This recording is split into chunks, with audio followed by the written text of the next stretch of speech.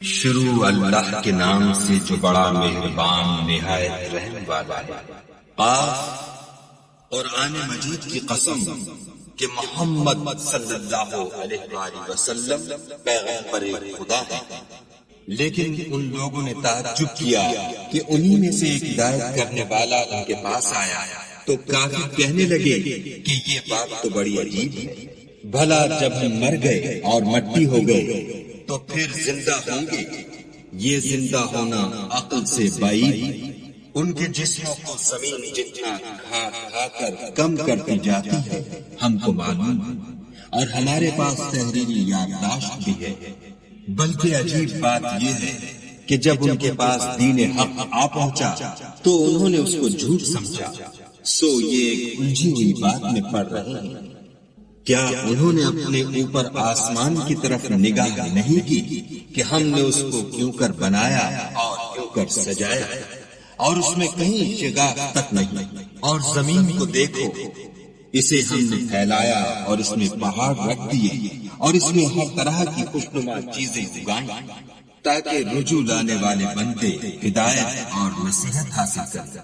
اور آسمان سے برکت والا پانی اتارا اور اس سے باغ و بستان اگائے اور کھیتی کا اناج اور لمبی لمبی کھجوریں جن کا گابھا طے بطے ہوتا ہے۔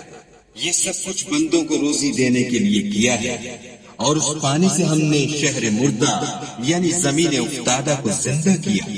بس اسی طرح قیامت کے روز نکل کرنا ہے۔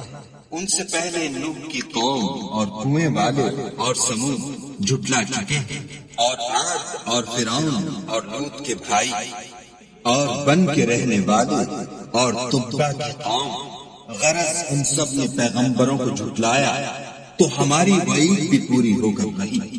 کیا ہم پہلی بار پیدا کر کے تھک گئے ہیں؟ نہیں، بلکہ یہ اثر نو پیدا کرنے میں شک میں پڑے ہوئے، اور ہم ہی نے انسان کو پیدا کیا ہے، اور جو خیالات اس کے دل میں گزرتے ہیں ہم ان کو جانتے ہیں، اور ہم اس کی رگے جان سے بھی اس سے زیادہ قریب ہیں۔ جب وہ کوئی کام کرتا ہے تو دو لکھنے والے جو دائیں بائیں بیٹھتے ہیں لکھ لیتے ہیں۔ کوئی بات اس کی زبان پر نہیں آتی مگر ایک نگہبان اس کے پاس تیار رہتا ہے، اور موت کی بے ہوشی حقیقت کھولنے کو طاری ہو گئی۔ اے انسان، یہی وہ حالت ہے جس سے تو بھاگتا تھا، اور سور پھونکا جائے گا، یہی عذاب کی وعید کا دن ہے۔ اور ہر شخص ہمارے سامنے آئے گا، ایک فرشتہ اس کے ساتھ چلانے والا ہوگا اور ایک اس کے عملوں کی گواہی دینے والا۔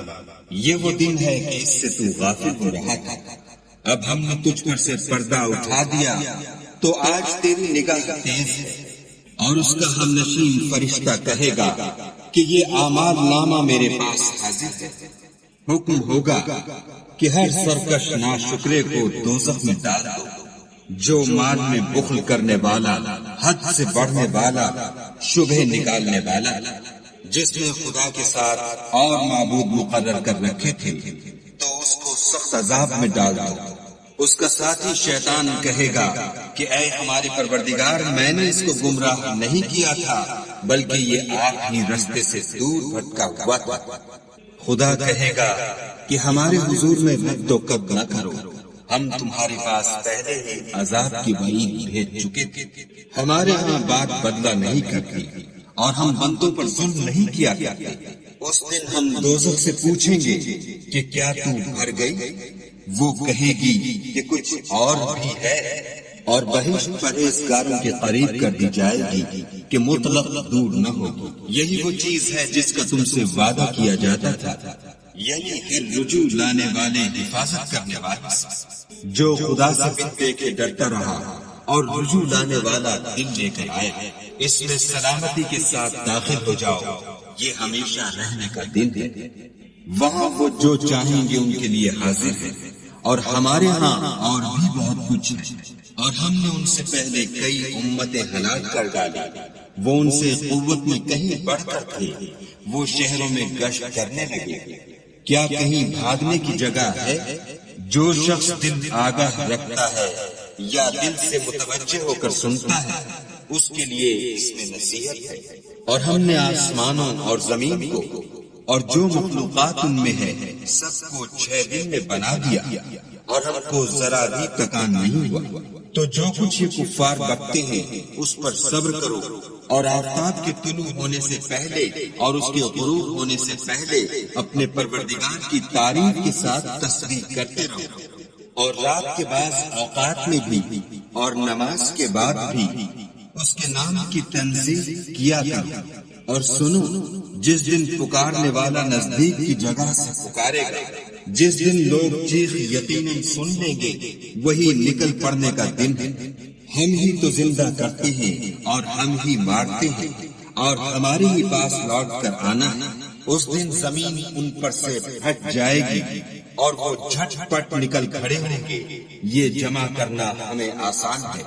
یہ لوگ جو کچھ کہتے ہیں ہمیں خوب معلوم ہے، اور تم ان پر زبردستی کرنے والے نہیں ہو۔ پس جو ہمارے عذاب کی وعید سے ڈرے اس کو قرآن سے نصیحت کرتے ہیں۔